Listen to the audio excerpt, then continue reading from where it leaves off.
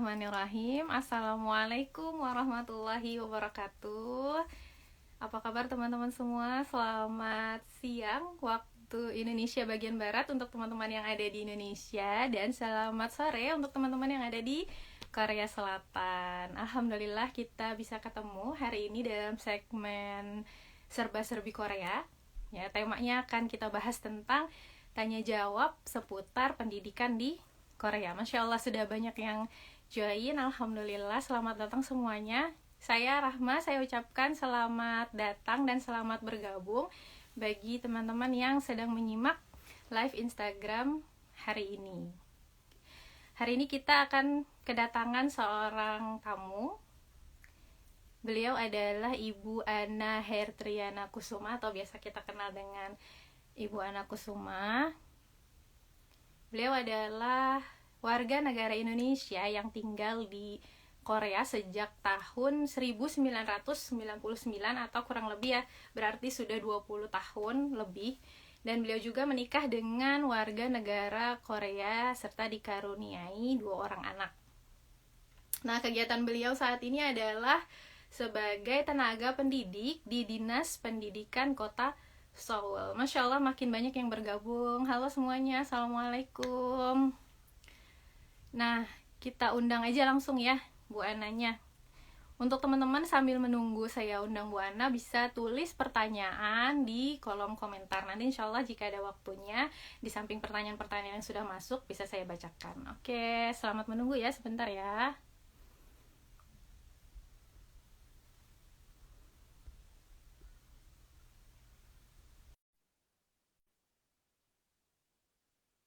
Oke, teman-teman bisa sambil menulis pertanyaan atau menyiapkan pertanyaan yang belum terfikirkan saat ini tentang pendidikan di Korea Selatan. Kira-kira apa sih yang pengen teman-teman tahu tentang pendidikan di Korea Selatan? Oke, sebentar ya, sambil nunggu Ibu Ananya.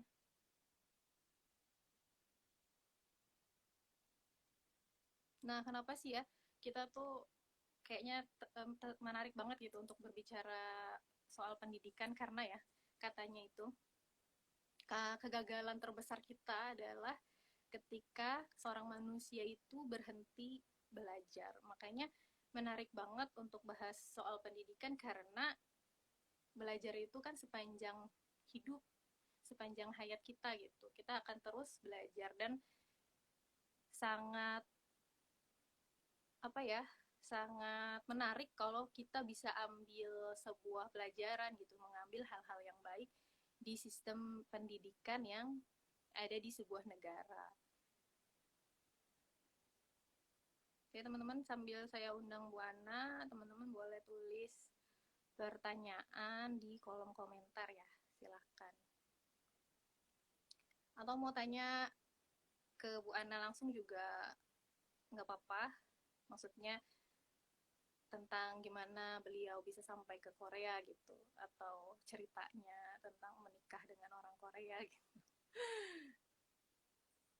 Oke, sebentar.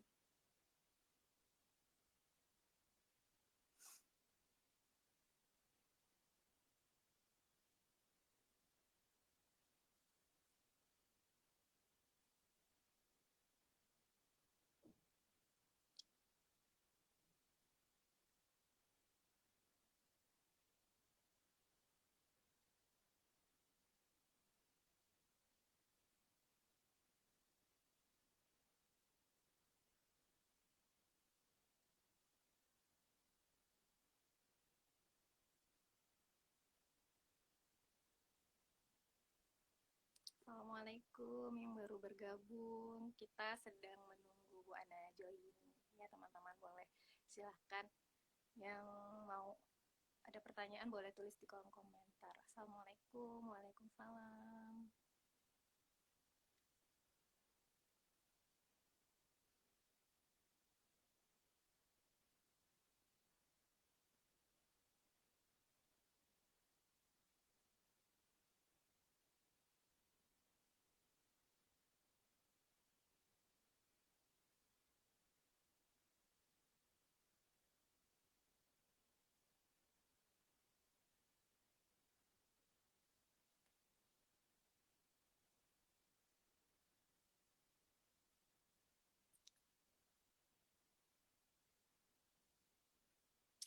semuanya, assalamualaikum yang sudah hadir.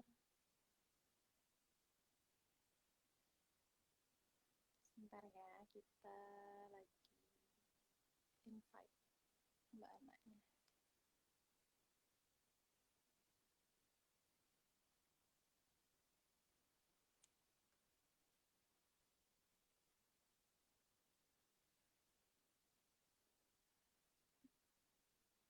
Oke, belum ada pertanyaan nih yang masuk. Boleh ya sambil tanya-tanya.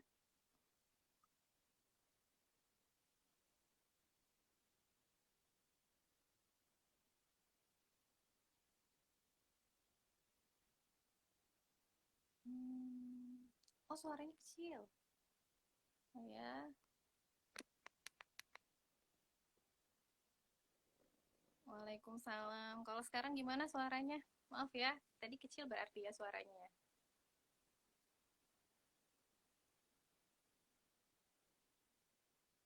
Hmm.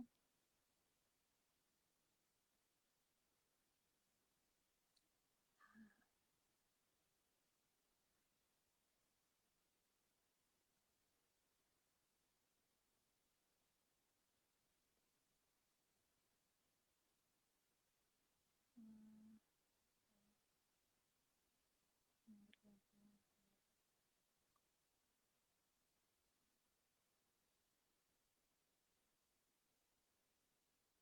Silakan teman-teman sambil nunggu mana boleh tulis pertanyaan di kolom komen ya.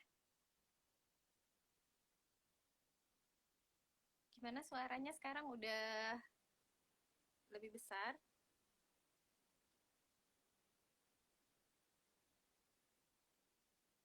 Ah, ini dia.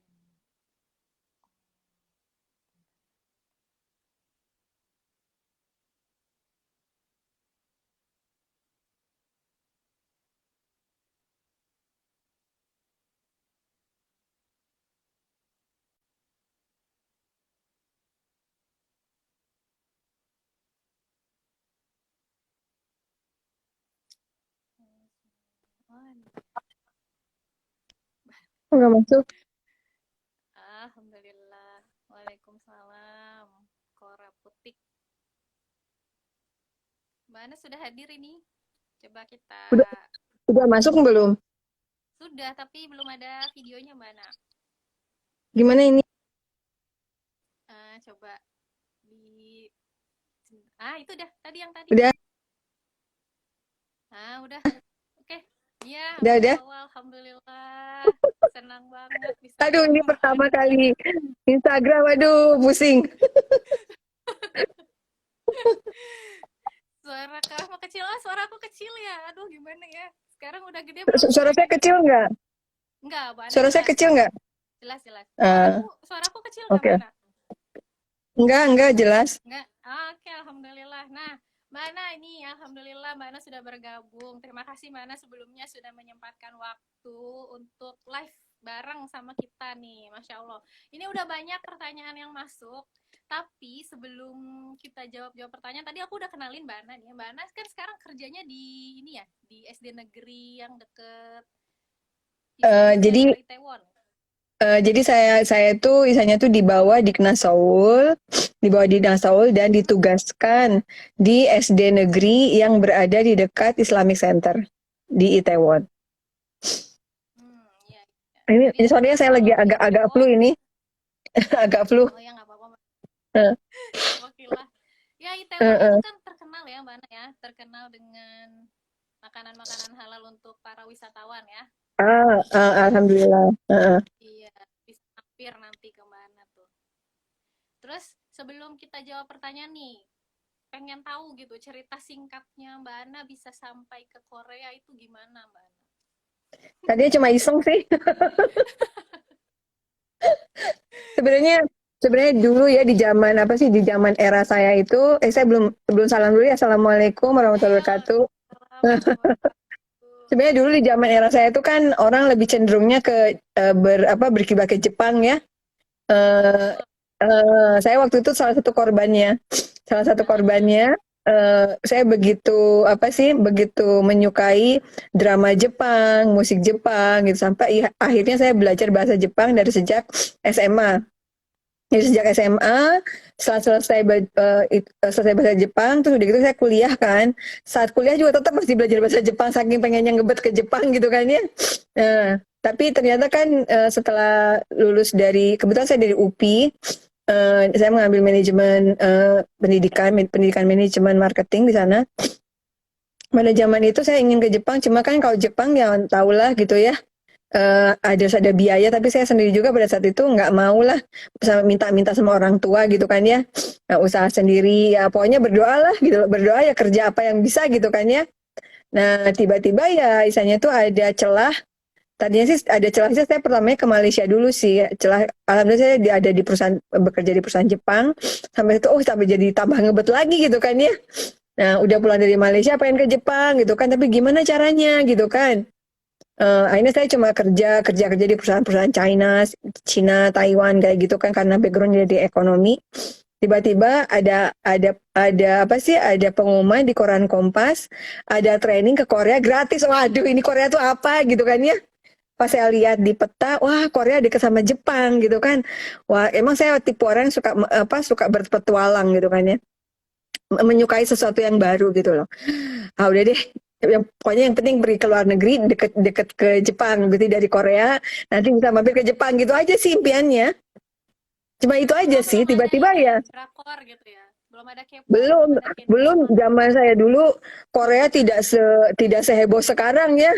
Sampai Iya, orang tua dulu tuh nggak terkenal, Korea tuh apa sih, nggak ada apa-apanya gitu kan dulu tuh kan. Itu sebenarnya itu sih intinya.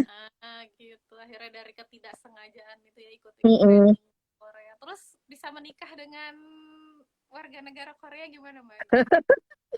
Ya sebenarnya sih saya nggak ada impian menikah tuh, nggak ada ya kalau zaman kita dulu gitu ya. Ya mungkin karena pas pada saat detik-detik saat terakhir saya menghabiskan kontrak 2-3 bulan lah. Di situ ketemu sama suami gitu. Suami itu salah satu teknisi di perusahaan teks. Kebetulan saya waktu itu di tekstil garment apa Korea Italia. Jadi perusahaan Korea Italia. Dan kebetulan saya alhamdulillah karena saya bisa ngerti komputer, bisa ngerti bahasa Inggris, jadi cuma mencet-mencet apa nekan-nekan tombol aja kerjanya kayak gitu dah. Iya enak banget gitu kan ya, gitu kan ya. Ya disitulah. Nah detik-detik terakhir itu kata suami masuk ke situ sebagai teknisi. Saya mau menjelang pulang dan suami memang dia senang membaca ya, dan pada saat itu sedang membaca suatu penelaan buku tentang Islam gitu loh, karena suami saya tuh nyoba semua agama Buddha, Kristen, semua dicoba, semua dipelajari gitu kan. Pas ketemu sama saya dia nanya tentang Islam, tetapi saya tuh kan karena saya bahasa Korea terbatas ya, apalagi untuk menerangkan masalah agama kan kita nggak boleh sembarangan ya. Akhirnya tiap tiap hari Minggu saya bawalah ke Islamic Center ke Itaewon gitu loh ya. Mungkin disitulah hatinya terbuka, tapi saya nggak terbuka hatinya gitu kan. Dia hatinya terbuka, saya nggak Membantu ya, terbuka Mbak ya. gitu. Akhirnya saya baliklah ke Indonesia gitu, dan sampai di Indonesia dia tetap berusaha mengontak saya gitu, sampai akhirnya dia bisa setelah pulang itu kurang lebih 6-7 bulan setelah saya pulang ke Indonesia, dia kontak saya bahwa dia sudah menjadi mualaf dan Wow. ingin mempertahankan Islam dengan menikah dengan saya. Waduh kaget. Wah, Wah bingung nih gimana nikah gitu kan. Nggak ada rasa cinta, nggak ada apa-apa gitu. Tapi ya Bismillah. Saya Bismillah, istiharoh, puasa. Mudah-mudahan misalnya tuh dengan memilih membantu seseorang yang sedang ingin apa sih ingin menjaga keislamannya, mudah-mudahan memberikan barokah kepada hidup saya gitu, dan alhamdulillah gitu loh, mungkin Allah seperti itu ya, jadi seperti itulah ceritanya gitu loh. Jadi menikah tanpa cinta ya, tapi menikah mencari ridho Allah gitu aja sih intinya. amin, Masya Allah. Jadi bukan kayak yang zaman sekarang biasanya nikah dulu baru mau masuk Islam gitu ya, Mbak? Oh tidak, alhamdulillah, alhamdulillah, makanya alhamdulillahnya isanya itu kita bisa menjalankan roda keluarga itu dengan satu pemikiran, satu akidah. Alhamdulillahnya itu. Masya Allah. Makanya bertahan ya Mbak Naya, ini sudah berapa tahun perjalanan rumah tangganya? Alhamdulillah kemarin bulan April itu tanggal 13 April adalah perkawinan kami yang ke-20. Masya Allah. Alhamdulillah. 20 tahun. Selamat, Mana. Nah, oke, sekarang kita lanjut aja nih ya ke pertanyaan teman-teman yang udah masuk. Pertanyaan pertama nih, Mbak Ana. Kira-kira apa sih yang perlu dicontoh dari pengajar di Korea gitu ya, untuk pengajar-pengajar di Indonesia gitu, menurut Mbak Ana? Hmm. Kalau di sini kebetulan saya ditugaskan di SD ya. Di sini itu orang-orang itu orang-orang Korea itu mempunyai kesadaran bahwa saya ini harus selalu belajar sampai kapanpun gitu loh. Jadi di sini itu meskipun guru SD, rata-rata guru SD itu kelulusannya adalah kelulusan S2. Oh, Masya Allah. Eh, jadi intinya tuh isanya tuh ya kita mau meningkatkan kualitas anak didik kita, berarti kita harus meningkatkan diri kita sendiri. Jadi mereka belajar itu bukan untuk sesuatu yang ingin menjadi mencari golongan jabatan, tapi mereka mencarikan bahwa itu adalah suatu kebutuhan pendidikan dia untuk mengajar anak-anaknya gitu loh, seperti itu. Jadi belajar tuh bener ya, berarti sama kayak value Islam ya, belajar itu sepanjang hayat gitu ya, Mbak Ana. Betul, betul. Sebenarnya itu padahal kan dalam Islam sendiri itu apa sih hal-hal yang dicontohkan dan diharuskan oleh Islam tuh sebenarnya banyak dilakukan oleh orang-orang Korea gitu. Jadi orang-orang Korea itu mempunyai prinsip, bahkan di setiap perguruan tinggi ada departemen long life education, Pyeongsaeng Kyuyuk. Itu ada semua. Ada semua di universitas itu ada program Pyeongsaeng Kyuyuk atau long life education. Oh Itu gitu. sebenarnya kan itu prinsip Islam ya. Kita belajar tuh dari buaya sampai liang lahat ya. Bener-bener. Nah, itu kita sebagai orang Islam tuh tanda tanya tuh. Iya. Makanya nih, ini sekaligus menjawab pertanyaan nomor 2 nih. Jadi ada yang nanya, seperti apa pendidikan Korea yang relate dengan pendidikan Islam. Nah, itu salah satunya tadi ya, long life education gitu ya. Ya, betul. Belajar itu Uh, dari wayan sampai liang lahat. Karena kita nggak berhenti uh, belajar. betul, betul, betul. Jadi mereka itu kalau di Korea ini mereka tuh belajar itu adalah suatu kebutuhan, tapi bukan suatu tuntutan gitu loh. Jadi mereka kebutuhan. Jadi karena merasa butuh ya, butuh. Jadi sehingga Ya, mereka belajar. ibaratnya mereka berbicara seperti ini. Kita butuh makan nasi kan untuk hidup kita, gitu, untuk tapi kita juga butuh pendidikan, edukasi untuk menyehatkan otak pikiran kita. Betul-betul. Nah, itu Jadi jadi ada orang Korea itu makanan jasmani, ada makanan ini juga ya, betul. rohani Nah, juga, masuk akal juga. mereka seperti itu. Oke, lanjut nih ke pertanyaan selanjutnya. Kalau yang Mbak Ana lihat nih ya, dari pendidikan di Korea itu yang dampaknya hal-hal kecil yang dampaknya besar gitu untuk pendidikan gitu, untuk sistem pendidikan di Korea gitu. Kira-kira apa ya? Kalau Jepang kan misalnya kayak antri gitu ya, itu kan hal kecil gitu ya, tapi dampaknya Hmm. besar gitu ya ketika dipraktekkan di masyarakat. Nah, kalau di Korea nih yang Mbak Ana lihat apa? Sama juga sih mungkin karena Korea ini adalah salah satu jajahan dari Jepang ya. Jadi dia kalau kita lihat gitu ya, mungkin di tingkat SD itu anak-anak itu kalau naik tangga turun tangga itu harus ada di sebelah kanan. Oh iya iya iya. Eh, Kemudian apapun itu dia harus mengantri. nggak Hmm. boleh nggak boleh misalnya contohnya gini, guru memberikan tugas tugas itu harus diselesaikan pada jam itu juga gitu. Kalau memang mereka sudah selesai, kemudian guru kan harus mengecek tuh. Akhirnya anak-anak tuh dengan otomatis mereka membuat barisan. Satu. Kemudian ke kamar mandi pun misalnya contohnya mau jam makan nih. Mau jam makan tuh kan misalnya tuh harus cuci tangan dulu kan ya. Itu kewajiban ya harus cuci tangan. Akhirnya anak-anak itu dengan otomatis mengantri ke kamar mandi gitu loh. Jadi itu misalnya hal-hal yang kecil ya, hal-hal yang kecil yang diterapkan. Kemudian setiap anak itu mempunyai tugas secara bergiliran membuang sampah. Karena kan anak-anak itu kan sudah diajarkan di sekolah itu dari sejak TK ya, membuang sampah itu plastik di mana, kertas di mana gitu kan. Terus yang mengandung selain plastik itu, selain mengandung plastik dan kertas itu di mana gitu loh. Jadi mereka sudah diajarkan, dan tidak hanya di sekolah. Jadi sekolah memberikan ajaran, dan di rumah sendiri pun kita sebagai ibu juga harus tertib juga gitu loh. Jadi apa yang dibawa dari sekolah itu diterapkan juga di rumah gitu loh. Seperti itu. Iya, Masya Allah ya. Jadi saya juga dapat cerita dari anak saya yang habis renang, katanya renang itu kan habis renang bilas mandi gitu ya. Itu juga ngantri gitu ya. Maksudnya berbaris gitu kan mandinya itu. Eh, itu semua semua mereka tidak ada saling serobot menyerobot gitu. Jadi mereka otomatis ngantri. Jadi apapun misalnya itu harus, meskipun lama menunggu ya harus ngantri gitu loh. Itu Kayak seperti di itu. itu juga ya eskalator ya Mbak Naya. Kalau yang apa buru-buru di kiri gitu ya. Jadi kan kita semua jalannya di kanan ya. Naiknya di kanan gitu. Kalau jadi Eh, space kiri itu buat orang yang buru-buru gitu ya. betul. Terus sama ada lagi nih pertanyaan, Mbak Ana itu kan ngajar di SD yang sekarang ini untuk anak-anak Indonesia apa anak-anak Korsel Mbak Ana? Ngajarin Hmm. budaya Indonesia gitu. Jadi sebenarnya ini, sebenarnya itu tugas saya tuh multi talent ya. Kan kalau guru itu kan harus serba bisa ya. Jadi Iya. tergantung sekolahnya gitu. Kebetulan saya ditempatkan di sekolah ini yang dekat dengan Islamic Center. Otomatis lingkungan orang-orang yang ada mungkin kita tahu ya, kalau di Taiwan itu hampir sebagian besar itu adalah orang asing ya, orang asing yang banyak yang beragama Islam gitu. Jadi otomatis saya di situ bukan mengajarkan bahasa Indonesia, tetapi saya harus mengajar untuk siapapun gitu loh.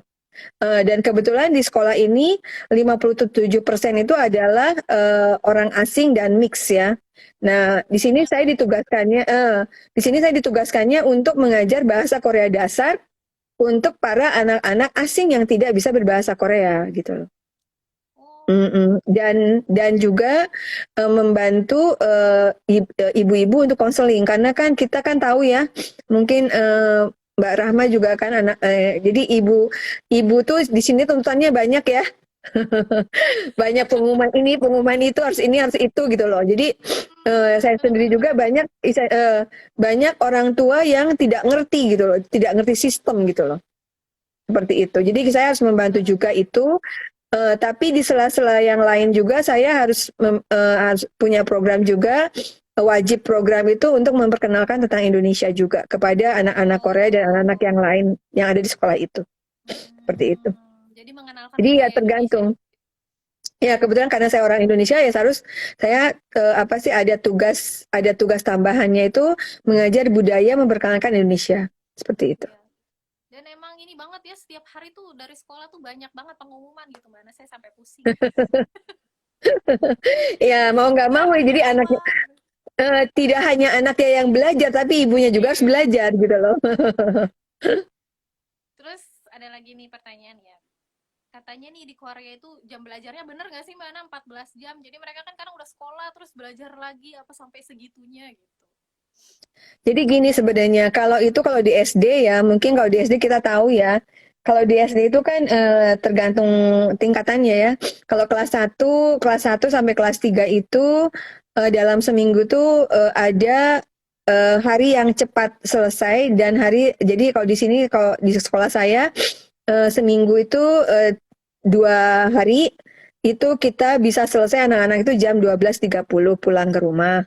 Tetapi 3 harinya itu kita di tengah-tengah, misalnya kalau di sekolah saya Selasa, Rabu, Kamis, itu pulang anak-anak itu jam 1:30. Seperti itu. Nah, memang kalau misalnya kita ya apa sih, kita tahu lah ya, sebenarnya sama juga sih seperti di Indonesia ya. Kalau sudah mulai SMP gitu kan ya, SMP atau SMA itu kan ada tambahan bimbel kan, ada tambahan bimbel. Jadi kalau ya kebetulan anak saya SMA ya, kebetulan anak saya SMA. Jadi dia kalau SMA itu masuk jam 8, pulang jam 4 sore. Oh, Nah, dan istilahnya tuh eh, SMA itu menentukan eh, kita menentukan posisi kita ke perguruan tinggi gitu kan. Jadi mereka itu benar-benar apa sih, berlomba-lomba gitu loh, berlomba-lomba untuk masuk karena kan kalau tinggi gitu ya. di Korea ini kan jadi dari sejak SMA tuh udah ada level gitu loh. level 1 sampai 9 gitu. Jadi kita ada di level mana gitu loh. Kalau misalnya di 1 sampai 3 atau 4 gitu, itu bisa masuk di Universitas Seoul. Tapi kalau di bawah 5 ke bawah itu harus keluar dari Seoul gitu. Jadi orang itu kan Oh gitu. mereka kan jadi apa sih persaingannya tinggi ya. Bagaimana caranya bisa masuk di posisi universitas yang ada di Korea. Jadi anak saya juga sama. Anak saya juga pulang sekolah, udah gitu sholat, makan, siap-siap lagi ke bimbel gitu kan. Siap-siap ke bimbel, mereka pulang biasanya jam 9-an, Malam. jam 9 jam 10 malam. Oh, Masya Nanti udah Allah. selesai bimbel, isanya tuh udah kayak orang universitas aja, kerjaannya tuh udah banyak gitu kan. Tugas ini, tugas itu, belum tambahan belajar juga harus mereka punya. Jadi mereka punya apa sih punya target tinggi anak-anak di sini itu. Jadi saya harus masuk ke universitas. Jadi mereka anak saya juga kadang suka pulang tuh jam 12 malam, jam 2 malam itu baru pulang masuk ke rumah Masya gitu loh. Allah. Berarti emang Jadi bener mereka ya? jadi mereka kayak belajar di apa di kafe, tapi kafe khusus untuk belajar. Jadi Belajar. namanya study cafe. Jadi mereka Berarti eh, itu tergantung ya. Kalau saya sih ya, saya tidak pernah menuntut anak saya harus begini begitu gitu. Tapi dia, ibu aku nggak bisa gitu loh. Lingkungan seperti itu gitu loh. Aku malu katanya gitu. iya Kalau iya. prestasiku rendah malu gitu. Apalagi ya kebetulan anak saya kan sekolahnya di swasta ya. Dia pilih ke swasta gitu kan ya. Nah, yang anak yang kedua. Tapi kalau anak yang pertama kan di negeri. Tapi tetap aja dia karena banyak poin-poin yang harus diambil untuk masuk universitas itu banyak sekali poin-poin. Salah satunya adalah poin kerja sosial ya, volunteer itu salah satu poin di situ. Itu Oh, wajib. Itu. Kemudian poin untuk study club itu juga ada poin. Jadi banyak poin. Karena kalau kita lihat ya di sini ya, anak-anak mulai dari anak-anak SD itu mereka tuh dituntut untuk mulai untuk bisa apa sih presentasi gitu loh. iya iya. Mungkin Mbak Rahma lihat ya buku buku paketnya anak-anak SD kelas 1 itu nggak ada tulisannya, gambar semua. Mm, Bener kan? iya. Gambar semua.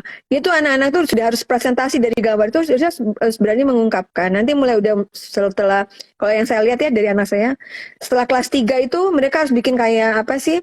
Kayak studi gitu. Contohnya apa membuang sampah di mana. Ya, jadi dia harus ngambil. Bener nggak ada orang yang membuang sampah dia harus ngambil foto.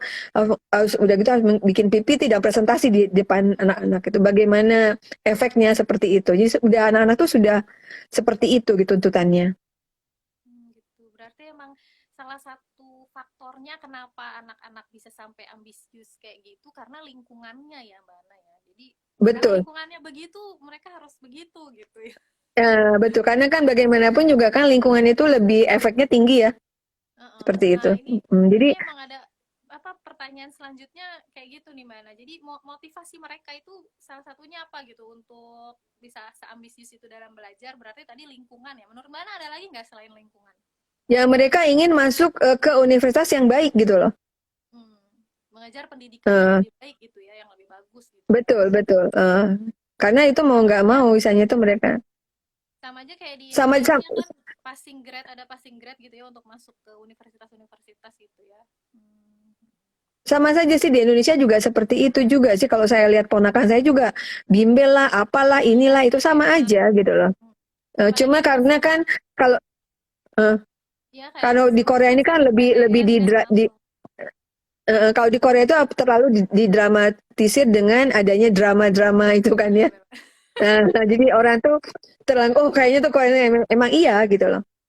Emang Padahal iya sama tuntutan aja tuntutannya gitu sangat ya. tinggi sekali. Karena gini Mbak Rahma, karena gini di Korea ini penduduk Korea ini hampir 70%-nya itu adalah S1 gitu loh. Ah, iya iya. Jadi pendidikannya sudah tinggi gitu. Jadi mau nggak mau mereka harus ngejar itu gitu loh. Kalau di kita kan belum ya, belum semuanya ya. Seperti itu mungkin.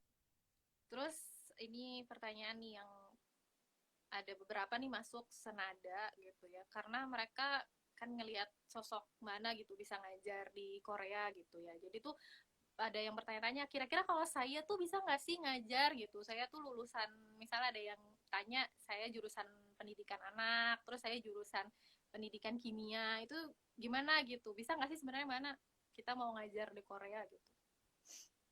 Sebenarnya ini ya, di Korea ini misalnya tuh kebetulan pada saat itu ya serba kebetulan ya.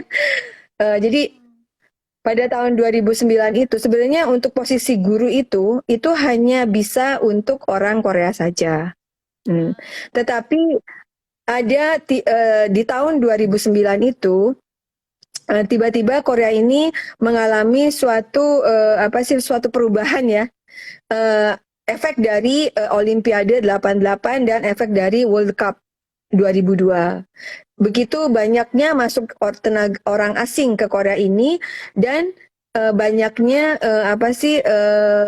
mixed marriage ya, perkawinan campuran antara Korea dan orang asing.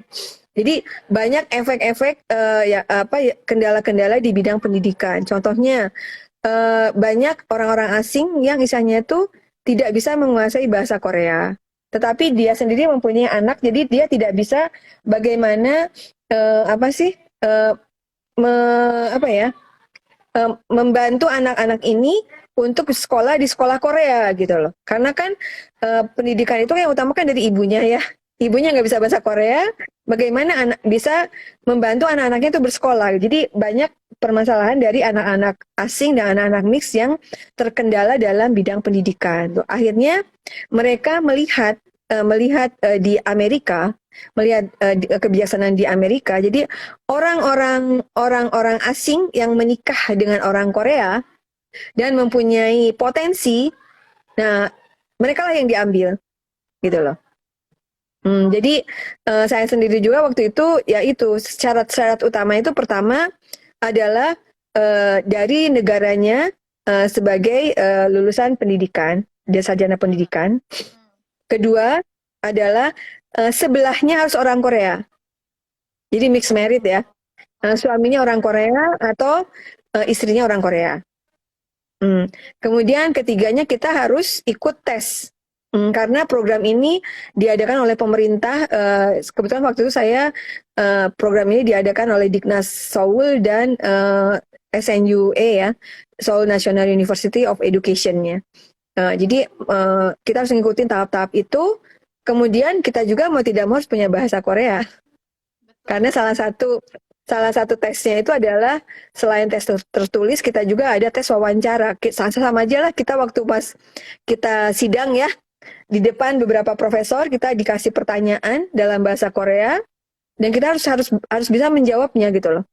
Dari situ juga penilaian juga gitu loh. Nah, waktu itu ya alhamdulillah ya, saya alhamdulillah bisa mewakili Indonesia untuk masuk di sana gitu. Dan kami harus mengikuti pendidikan sebagai syarat untuk mengeluarkan tambahan akta mengajar yang dikeluarkan dari Korea. Karena meskipun kita punya, seperti saya punya akta 4 nih, akta 4 mengajar. Di Korea nggak laku.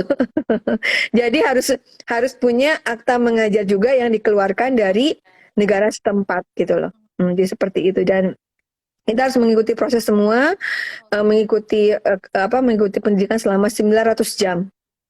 Oh, Mengikuti banyak pendidikan banget. selama 900. Oh, pokoknya muntah aja deh, muntah, pusing. Wah, Jadi itu Masya Allah, mereka ternyata diasumsikan masih banyak. mereka diasumsikan dari negaranya sudah S1, jadi kita dapat pendidikannya hampir setaraf dengan S2 gitu dan dipadatkan. Kan kalau orang Korea kan seperti itu ya, sistem pali-pali cepat-cepat gitu kan. Jadi hmm, kita harus mengikuti training sebanyak 900 jam dengan waktu 6 bulan. Masya Hmm. Allah. Jadi udah kayak kuliah lagi gitu, udah ngerjain tugas ini, tugas itu gitu kan ya. Ya waktu itu saya alami, saya udah hampir-hampiran mau keluar juga, udah pusing setengah mati gitu kan ya. Sehari tidur cuma 2 jam, harus bikin laporan ini, bikin paper ini gitu kan ya. Udah. Tapi ya alhamdulillah Allah memberikan kekuatan kepada saya ya. Sampai profesor tuh aduh Prof, saya udah nggak ini deh, anak masih kecil-kecil gitu kan ya. Udah Prof, saya nggak ini, saya dimarahin sama Profesor Ana katanya. Perwakilan dari negara kamu hanya kamu sendiri. Kalau kamu keluar, Siapa yang mewakili dari negara kamu? Sedangkan dari Jepang, Cina, semua itu kan banyak orangnya. Kamu udah hanya satu orang. Kalau kamu keluar, berarti kamu tidak ada yang mewakili untuk negara kamu. Jadi ya, otomatis dengan kekuatan itu ya kita banyak berdoa juga ya sama Allah ya. Alhamdulillah Allah memberikan kekuatan kepada saya gitu loh. Sampai Masya babak Allah, belur semua. membanggakan nih berarti perwakilan dari Ya, alhamdulillah, alhamdulillah. Alhamdulillah. Ini Masya Allah berarti tahapnya tuh ya teman-teman perlu disimak ya, tahapnya itu nggak sembarangan kita ngajar di Korea. Ternyata pertama yang pasti harus bisa bahasa Korea, terus yang kedua harus ada pendamping Korea juga gitu, terus ada harus pendidikan yang harus dijalankan gitu ya. Tadi 900 jam itu ya selama 6 bulan. 6 bulan dan itu kita Terus kita harus mempunyai nilai minimal B+. oh gitu, B plus, oh Masya Allah. Dan Hmm, ini gimana nih itu gak gampang. pertanyaan yang cukup menarik nih. Kalau misalnya nih Mbak Ana ketemu sama Menteri Pendidikan Republik Indonesia gitu, kira-kira apa yang ingin Mbak Ana sampaikan? Saya pikir istilahnya ini ya, jangan ganti-ganti kurikulum ya kalau menurut saya. Ah, Itu yang utama. Karena kan kalau saya lihat ya, kurikulum di Korea ini tidak sambil detail gitu loh.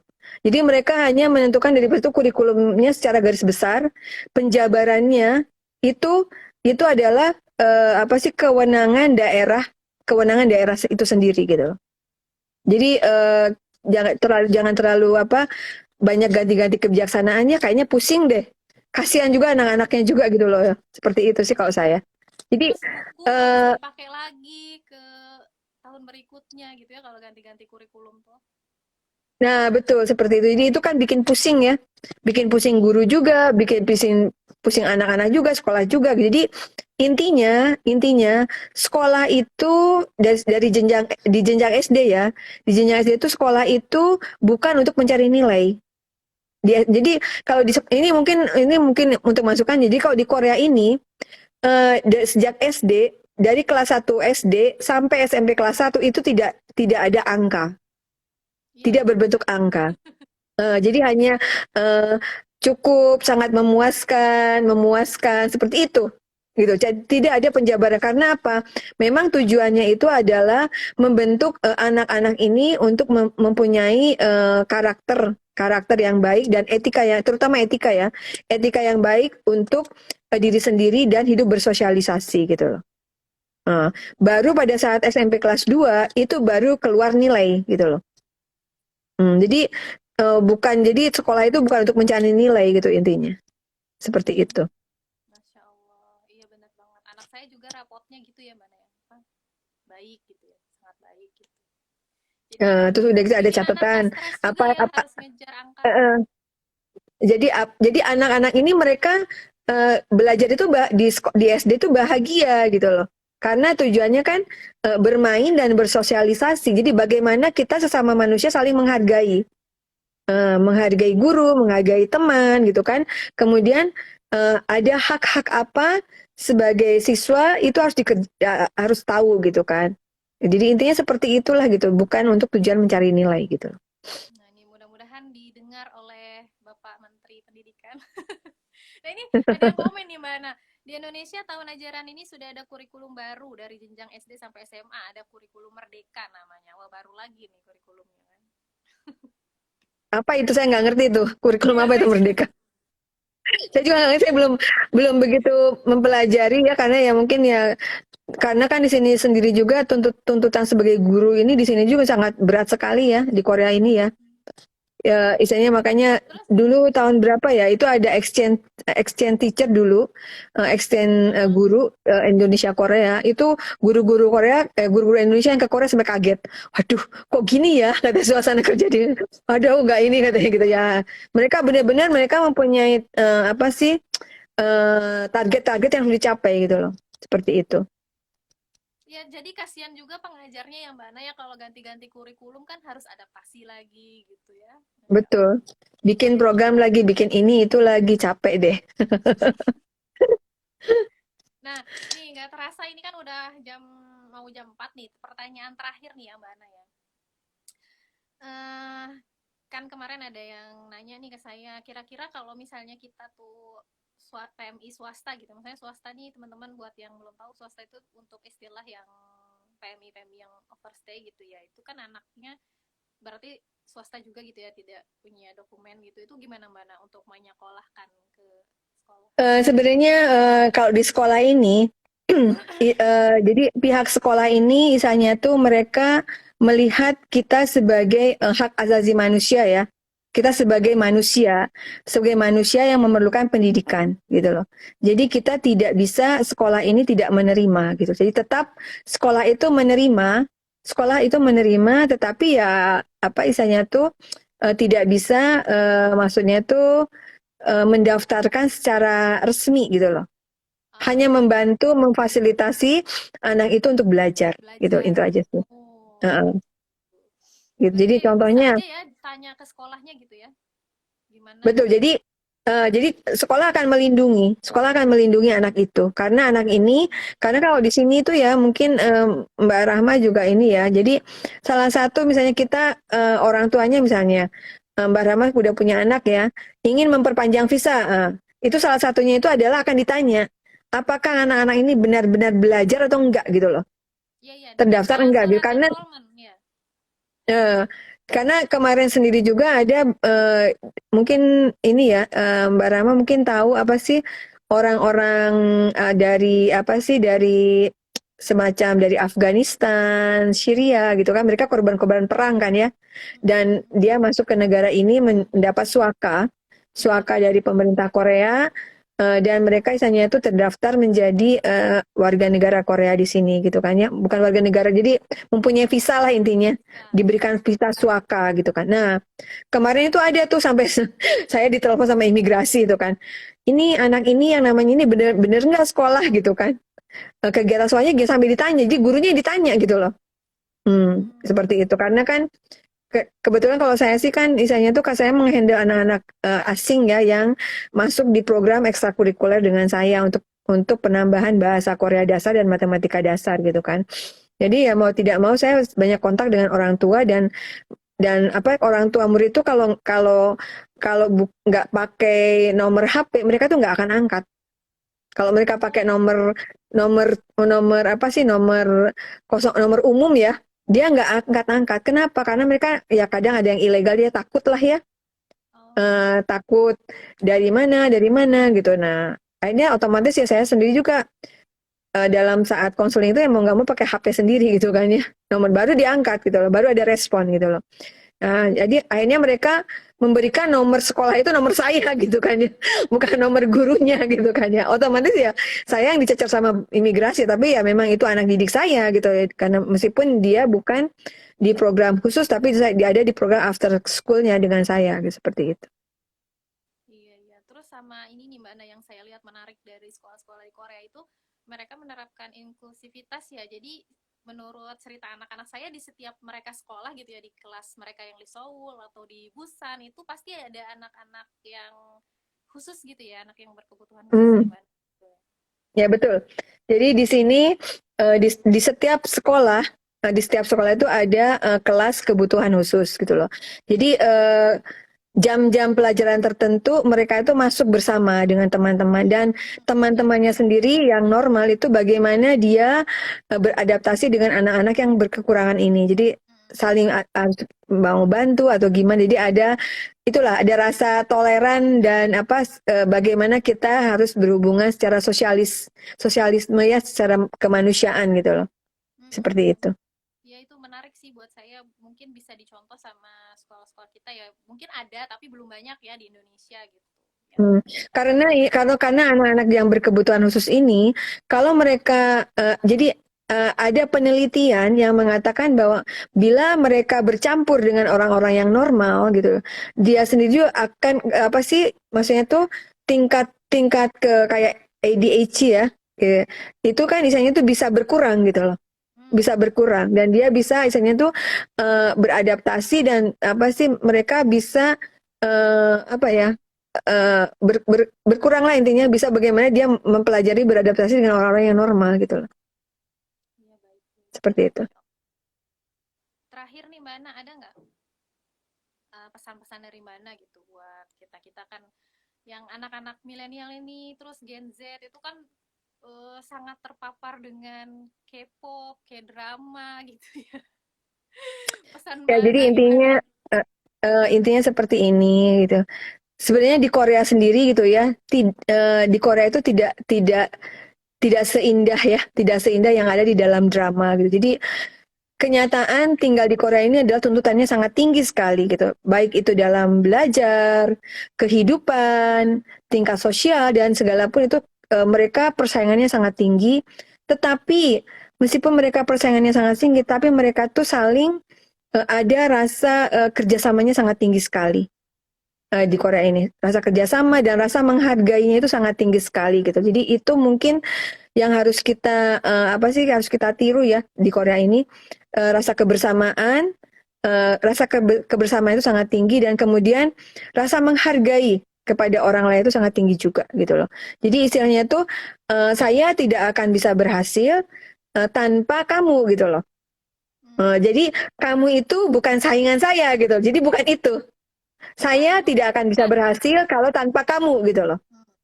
Nah, itu yang mungkin harus kita contoh itu pertama. Terus kedua isanya tuh orang-orang Korea di sini tuh isanya tuh mereka tuh dengan cara apapun mereka tuh harus belajar dan mencapai apa sih tingkat pendidikan yang maksimal. Itu yang harus kita tiru. Terus ketiga, orang Korea itu tidak terbatas umur. Mereka tuh selalu belajar. Ya, itu mungkin itu yang harus kita ini apa harus kita kita apa sih kita tiru. Contoh. Dan keempat berapa besar pun pendapatan mereka, mereka tetap belajar dan menambah apa sih menambah keterampilan dan keahlian. Jadi kalau orang kita kan, udah deh, aku udah dapat segini, ya udah deh, gitu kan. Orang Korea itu tidak. Berapapun dia dapat, sekaya apapun dia dapat, dia tetap belajar. Nah, itu yang harus kita contoh dari mereka. Jadi seperti itu. Masya Allah. Makasih banget Mbak Ana waktunya untuk hari ini. Sama-sama. Jangan kapok ya Mbak Ana kalau diundang lagi ya. Insya Allah kalau saya bisa jawab, insya Allah saya bantu. Iya, itulah teman-teman ya, sekelumit tanya jawab kita tentang orang-orang Korea dan bagaimana pendidikannya yang Masya Allah bisa kita ambil ibrohnya, bisa kita ambil contoh untuk kita tiru ya. Kurang lebih begitu ya teman-teman, semua sudah 1 jam kita bersama, kurang lebih ya 60 menitan ya. Saya mengucapkan terima kasih kepada Mbak Ana yang telah hadir di siang hari ini dan juga kepada teman-teman yang semua yang Sama-sama. sudah menyimak live Instagram ini. Dengan berat hati harus saya tutup. Jika teman-teman ada usulan tema yang ingin kita bahas di serba-serbi Korea selanjutnya, bisa DM ke akun PKS Korea Selatan. Oke, saya Rahma, saya pamit undur diri bersama Mbak Ana. Wassalamualaikum warahmatullahi wabarakatuh. Waalaikumsalam warahmatullahi wabarakatuh. Annyeonghaseyo. Ini, Makasih Mbak terima Ana. kasih ya. Yo, sama-sama. Sehat selalu ya. Iya.